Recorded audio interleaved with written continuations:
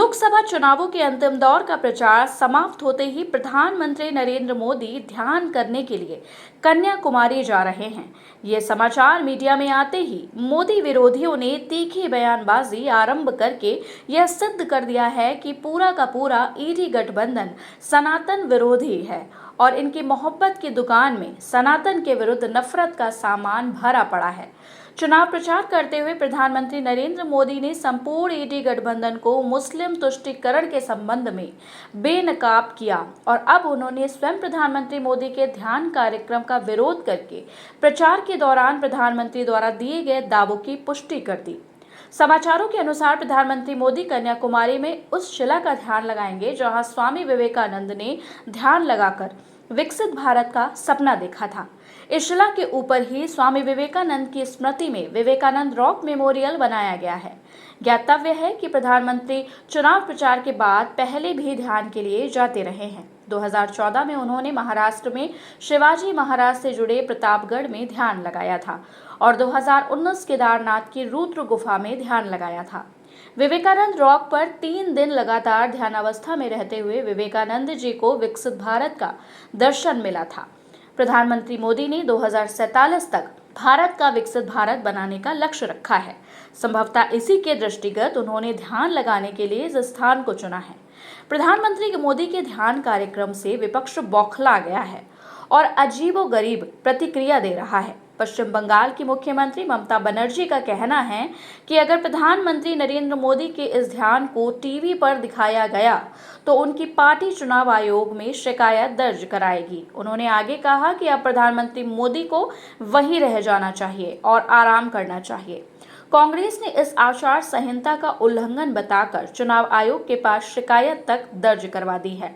इस विवाद में तमिलनाडु की सत्ताधारी द्रमुक भी कूद पड़ी है और उसने वहां की डीएम से शिकायत की है। यह वही ममता बनर्जी हैं जिनके राज में संदेश खाली होता है। बंगाल में रामनवमी बनाने पर प्रतिबंध लगाया जाता है। रामनवमी पर जानबूझकर दंगा कराया जाता है। जो द्रमुक शिकायत कर रही हैं वह सनातन के उन्मूलन की बात कर चुकी हैं। बंगाल और तमिलनाडु, केरल में राम मंदिर प्राण प्रतिष्ठा का उद्घाटन समारोह टीवी पर न दिखाया जाए, इस पर पूरा जोर लगा दिया था।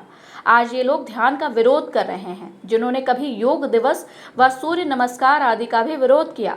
ये वही लोग हैं जो आयुर्वेद का विरोध करते हैं। ममता बनर्जी प्रधानमंत्री मोदी के ध्यान कार्यक्रम से इसलिए घबरा रही हैं क्योंकि बंगाल के जनमानस में विवेकानंद के गुरु स्वामी रामकृष्ण परमहंस का बहुत अधिक प्रभाव है और अंतिम चरण की बची हुई सीटों पर इसका बहुत गहरा प्रभाव पड़ सकता है। बंगाल में ममता बनर्जी व उनकी पार्टी के कुछ नेताओं की विकृत बयानबाजी आहत साधु संत पहले ही प्रदर्शन कर चुके हैं।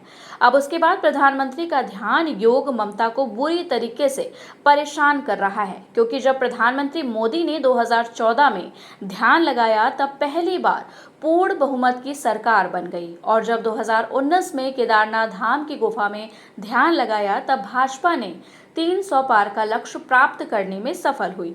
2024 के लोकसभा चुनावों में प्रधानमंत्री मोदी ने कमल के लिए मिशन 370 और अब की बार 400 पार का नारा दिया है। अब विपक्ष को डर सता रहा है कि कहीं प्रधानमंत्री ध्यान लगाने के बाद अपना लक्ष्य प्राप्त करने में सफल ना हो जाएं। विवेकानंद रॉक मेमोरियल तमिलनाडु के कन्याकुमारी में समुद्र में स्थित एक भव्य स्मारक है। यह जमीन तट से 500 दूर समुद्र में 2 चट्टानों के ऊपर बना है। राष्ट्रीय स्वयंसेवक संघ सरकार वहां रहे एकनाथ राणा डे ने यह स्मारक मंदिर बनवाने में प्रमुख भूमिका निभाई। 2 सितंबर 1970 को भारत के तत्कालीन राष्ट्रपति डॉक्टर वी गिरी ने इसका उद्घाटन किया था। पूर्व राष्ट्रपति एपीजे अब्दुल कलाम ने भी 22 सितंबर 2006 को यहां 2 घंटे तक ध्यान लगाया था। आज विपक्षी ईडी गठबंधन का ध्यान विरोध कर रहा है। ध्यान हमारी सनातन संस्कृति का एक महत्वपूर्ण अंग है। ध्यान लगाने से शारीरिक व मानसिक विश्राम प्राप्त होता है, शरीर को एक नई ऊर्जा प्राप्त होती है और सबसे बड़ी बात यह है कि ध्यान थकान हटाने का एक बहुत बड़ा साधन है। किंतु सेक्युलर ताकतों को विरोध करना है तो करना है, लेकिन जब दिल्ली के शराब घोटाले में फंसे मुख्यमंत्री अरविंद केजरीवाल विपश्यना करना चाहते हैं तब यह दल उनका विरोध नहीं करते। आखिर क्यों?